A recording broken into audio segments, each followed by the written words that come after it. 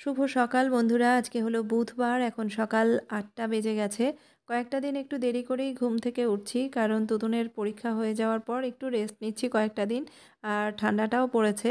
দেরি করে উঠলে যেটা হয় পরে একটু চাপের হয়ে যায় সমস্ত কাজকর্ম তাড়াতাড়ি করে শেষ করতে। তো যাই হোক সকালবেলা ঘুম থেকে উঠে ফ্রেশ হয়ে নিয়ে ভাত তো বসিয়ে দিয়েছি। আর আজকে পালং শাক রান্না করব। আর পালং শাক ধুতে কিন্তু একটু সময় লাগে। কারণ একটু ময়লা থাকে, কাদা থাকে, তো সেই জন্য বারবার করে জল পাল্টে, পাল্টে ধুয়ে ফেলতে হয়। তো আ ১ম এ জল ২-১ বার ফেলে দিয়েছি। তারপরে পালং শাক ধোয়ার পরে যে জলটা ছিল, সেই জলটা গাছে দিয়ে দিলাম। বারান্দায় যে কয়েকটা গাছ রয়েছে তাতে। কি হয় সেটা জানি না। গাছের পক্ষে কোনো ভালো হবে না খারাপ হবে সেটা জানি না। তবে মনে হলো আরকি যে এই জলটা গাছে দিয়ে দিই। তো সেই জন্যই দেওয়া। তারপরে আবার চলে এলাম রান্নাঘরে। এরপর একটু গরম জলে পালং শাকটা ধুয়ে নিতে হবে। আর পালং শাকে যত রকম সবজি দেওয়া যায় বেশ ভালো লাগে। আলু, কুমড়ো, শিম, বেগুন এরকম কিছু সবজি দিয়ে দিয়েছি।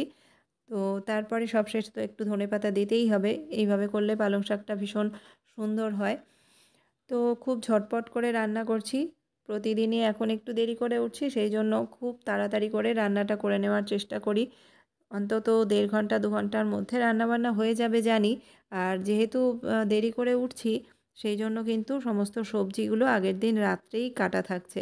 আর সেইজন্যই একটু দেরি করে ওঠা যাচ্ছে। তো সেইটা ভেবেই ভাবি যে সমস্ত সবজি কাটা রয়েছে, অসুবিধা হবে না। ঘুম থেকে উঠে ফ্রেশ হয়ে নিয়েই রান্নাটা বসিয়ে দিতে পারবো।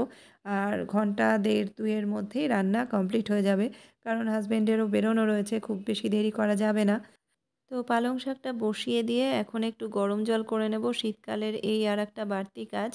গরম জল করে ফ্লাস্কে রেখে দিতে হয়। আর বেশ কয়েকবার করতে হয় সারাদিনের মধ্যে। কারণ ফ্লাস্কটা যেহেতু ছোট তাই গরম জলটা বারবার করে রেখে দিতে হয়। আর আগে তুতুনকে জলের সাথে মিশিয়ে তারপরে খেতে দিতাম। তো এখন আমরাও একটু ঠান্ডা জলের সঙ্গে গরম জল মিশিয়ে নিয়ে তারপরে খাই। এতে ঠান্ডা লাগার প্রকোপটা একটু কম থাকে আরকি।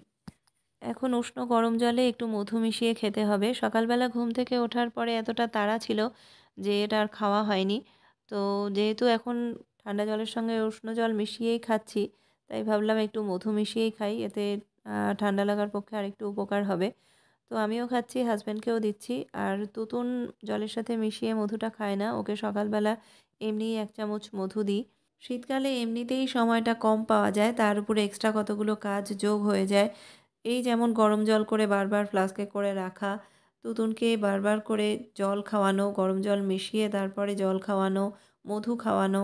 তো এই সমস্ত টুকটাক কাজ করতে, করতেও কিন্তু অনেকটা সময় চলে যায়। তো রান্নাটা বসিয়ে দিয়ে আমি নিজেও এখন উষ্ণ গরম জলে মধু মিশিয়ে খেয়ে নিচ্ছি।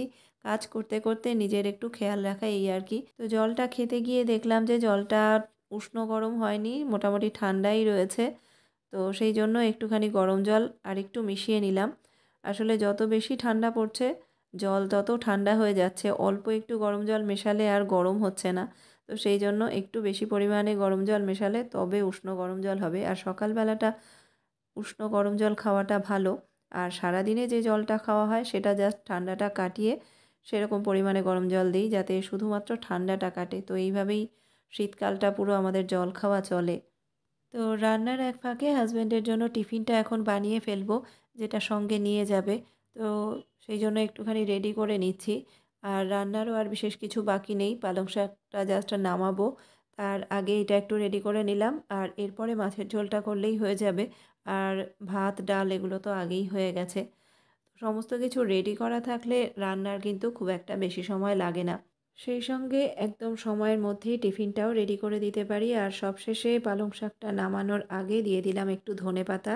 এখন জাস্ট একটু নাড়াচাড়া করেই পালং শাকটা নামিয়ে দেব। তো এরপরে এখন মাছের ঝোল করব। আর আজকে ফ্রিজে যে সমস্ত মাছগুলো বাকি ছিল সেটাই রান্না করব। মানে রুই মাছ ছিল একটু আর পাবদা মাছ ছিল একটা।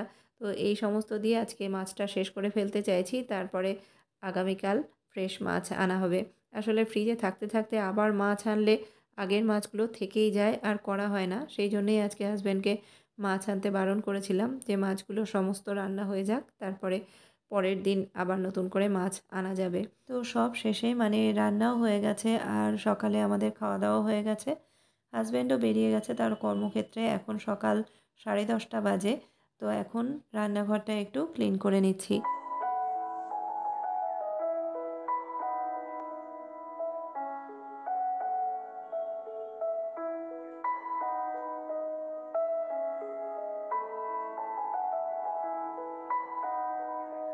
তো এখন রান্নাঘরের কাজকর্ম সেরে এই জামাকাপড়গুলো একটু জায়গা মতো রেখে দিচ্ছি। তো সকালে যখন ঘরগুলো গুছিয়েছি জামাকাপড়গুলো ভাঁজ করে রেখে দিয়েছিলাম। তো কাজের তাড়া ছিল সেই জন্য আর জায়গা মতো রাখা হয়নি। তো এখন এগুলোকে জায়গা মতো রেখে তারপর চলে যাব স্নানে।